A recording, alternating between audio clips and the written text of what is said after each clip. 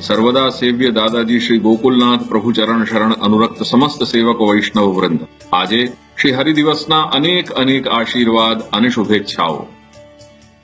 શુદ્ધ મર્યાદા માર્ગના ઉભય અધિકારી જ્ઞાન રહિત અને ભક્તિ સહિત તેમજ ભક્તિ રહિત અને જ્ઞાન સહિત પોતપોતાના અધિકાર મુજબ પ્રથમ અધિકારી ભક્તિ સહિત હોવાના કારણે ભક્તિના બળે સચ્ચિદાનંદ ભગવાનનું આધિદૈવિક સ્વરૂપ પામી સાયુજ્ય મેળવી લે છે. જ્યારે ભક્તિથી વિહીન અને માત્ર શાસ્ત્રીય જ્ઞાનથી સંપન્ન અધિકારી પોતાનું શ્રેય તો સાથે છે, પણ ભક્તિ બળના અભાવે એના તમામ પ્રયાસ ટૂંકા જ પડી જતા હોય છે અને છેવટે તે ધર્મ સ્વરૂપ અક્ષર બ્રહ્મમાં વિલીન પોતાની ઇતિશ્રી પામી લે છે.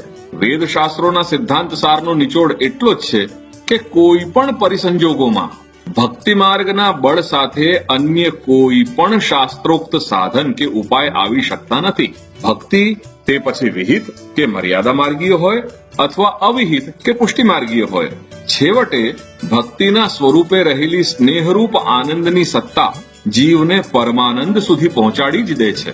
જે સામર્થ્ય ગમે તેટલું વખાણ કરતા ચિદંશ સ્વરૂપ જ્ઞાનમાં નથી જ આવી શકતું, કારણ કે છેવટે ચિદંશ પણ આનંદથી જ સત્તા પામે છે. તેથી કોઈ પણ વિચાર શ્રેણીથી જોતા ભક્તિની સરખામણી જ્ઞાનથી ના જ કરી શકાય.